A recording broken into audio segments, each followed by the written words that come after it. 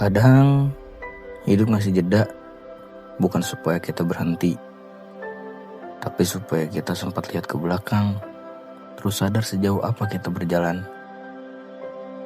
Perjalanan ini dimulai bukan dari Pulau Tidung, tapi dari rasa capek, rasa bingung, rasa nanya dalam hati, gue sebenarnya lagi ngapain sih di hidup ini?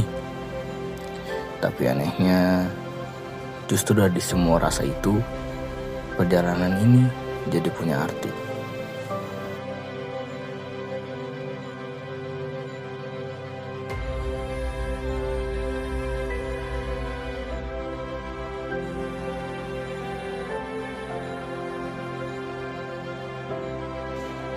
Pak Cim, posisi di mana Pak Cim? Bandara. Pelabuhan. Itu keberangkatan bandara.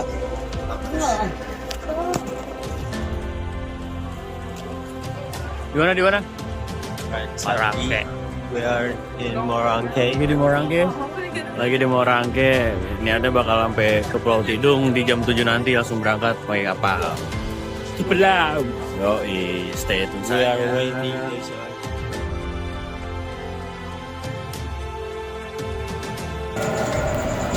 Kok gelap banget sih, Bud? Nyatu sama langit deh. Sobat sih dia. Tapi tadi ini lu apa? Sebangku sama Risma. Satu bangku sama Risma. Gimana maksudnya? Saya di tengah berdua gitu. Dari tengah. Dia di belakang. Ya ampun di belakang juga dong. Bisa lu ya, Put ya? Gua di belakang. Bisa lu ya, Put ya? Banyak mau di belakang. Lama banget juga. Lu emang itu kemauan. Lama banget katanya. Keinginan lu sendiri kan? Pokoknya dia udah ngeboking dah. Ngeboking parah itu. Ini rangkul-rangkulan gini ya? Iya. Ngeboking udah senyap, udah nyaman. Gak ada kondisi itu berarti. Lu sudah gede di belakang enggak ya? Makanya Risma awal-awal langsung belakang. Buset, bisa Putra. Bisa Putra. Habis apa, Ren? Kita habis sholat subuh guys. Sholat subuh. Sholat itu adalah hal yang wajib, Hal yang wajib nggak boleh ditinggalin bagi. bagi umat muslim. Masya Allah. Ada Japra nih. Kenalan dulu dong. Kenalan dulu. Halo. Polos banget anjir. Halo guys. Ini dia mentor tersayang. Dimanapun kita berada, 5 waktu itu Wajib. wajib. Tuh. Cekin. Cekidot. Jadi kita habis sholat, ini tinggal nunggu doang. Bener nunggu nih, udah terakhir nunggu nih sampai jam 7. Semoga aja pada nggak kecapean di kapal gitu kan. Nih, gua bakal ngasih tahu jalan buat keberangkatannya nih. Nah nih jalan keberangkatan nih. Nah nanti kita turun ke situ, lurus ke sana, lurus lagi sono. Udah nungguin kapal masuk gas, nyebrang ke Tidung langsung. Jadi sisanya bakal time lapse doang ini. Gue bakal pakai tripod. Oke. Sampai jumpa di Pulau Tidung. Wah, anjing cium.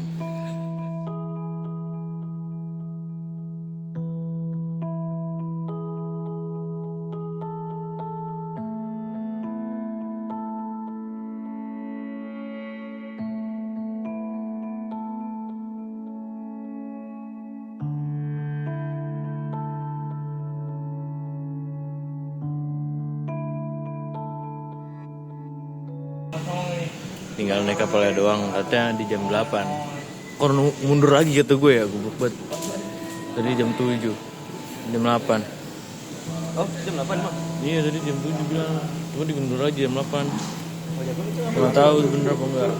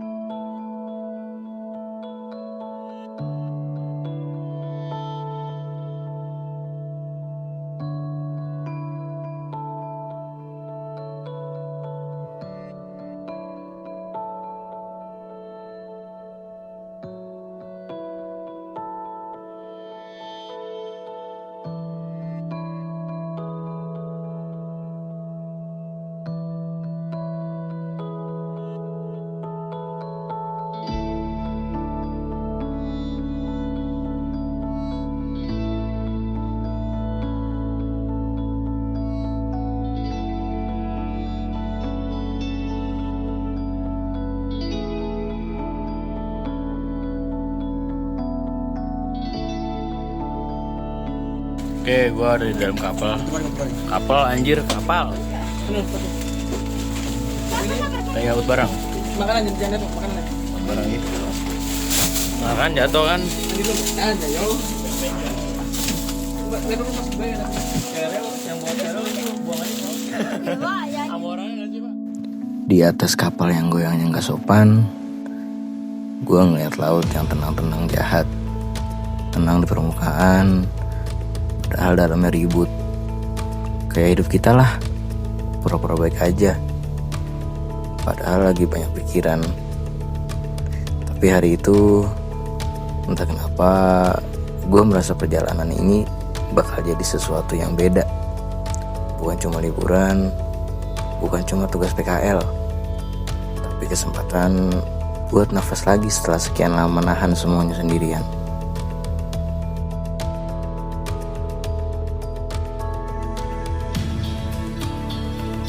Pulau Tidung menyambut kami dengan sederhana, tidak ramai, tidak berlebihan, hanya langit yang luas, laut yang jujur, dan waktu yang berjalan lebih pelan dari biasanya.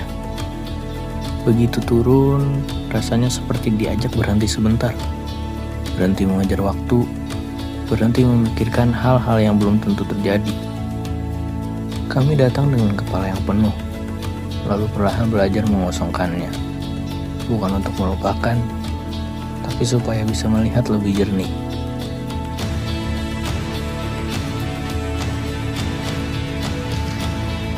Waktu di pulau berjalan dengan liku yang pelan. Kami melakukan hal-hal biasa, tapi terasa berbeda, karena dijalani bersama. Ada tawa di sela kegiatan, ada diam yang tidak canggung, dan ada rasa saling mengerti tanpa perlu banyak penjelasan.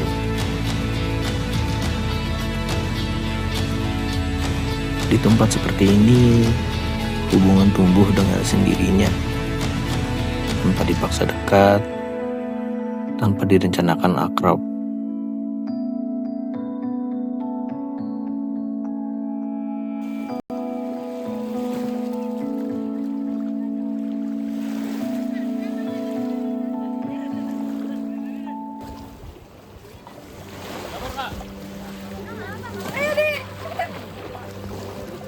Rokok basah.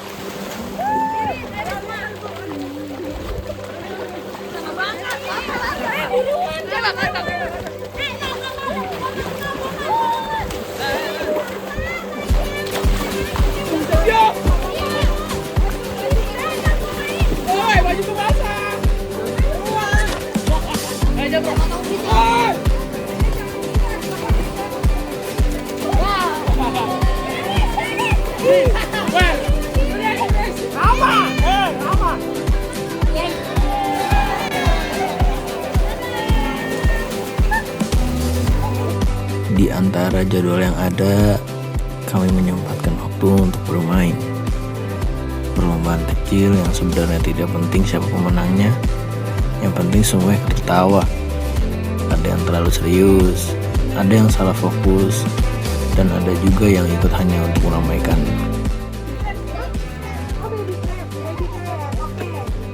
Kita dengarkan dulu yel-yel dari grup, dari kelompok Unicef, semuanya dengar Bu. Ini keren.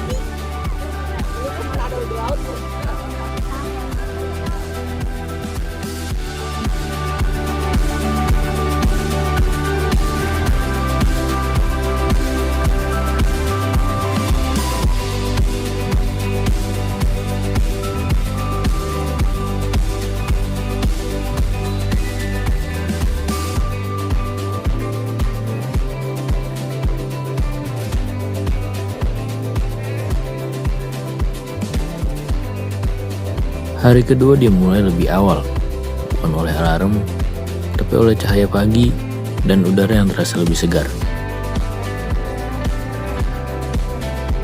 Pagi itu kami berkumpul, bergerak bersama, layaknya senam pagi yang gerakan tidak terlalu kompak, tapi niat bersama. Ada yang terlalu semangat, ada yang masih setengah sadar, tapi tawa selalu menemukan jalannya. Setelahnya, kami duduk melingkar tanpa rencana panjang. Satu persatu, snack berpindah tangan. Memang hal kecil, tapi cukup untuk membuka obrolan dan memperpanjang kebersamaan. Tidak ada yang istimewa dari isinya, tapi caranya membuat suasana terasa dekat.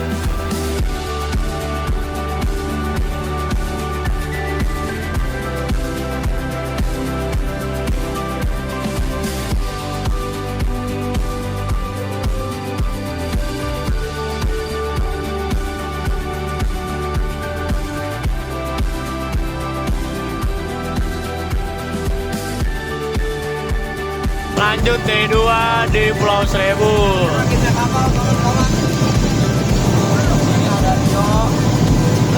Hari ini gua bakal snorkeling, snor hitam. Gua lagi naik perahu di sini buat ke tengah laut, biar snorkelingnya di sana gitu kan. Semoga lancar, aman jaya, tidak ada kendala. Amin. Snorkeling mengajarkan kami satu hal sederhana. Di bawah permukaan laut yang terlihat biasa, selalu ada dunia lain yang berjalan diam-diam.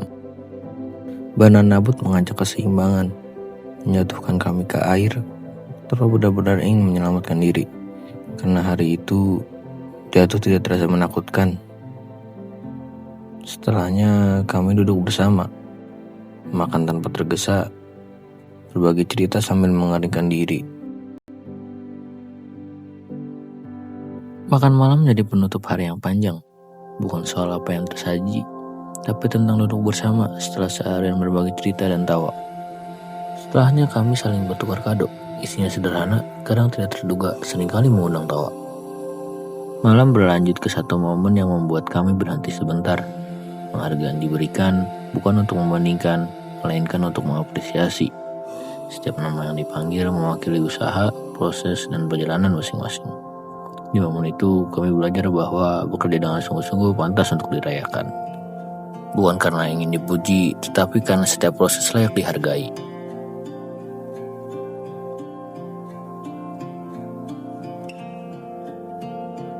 Hari ketiga datang tanpa banyak suara.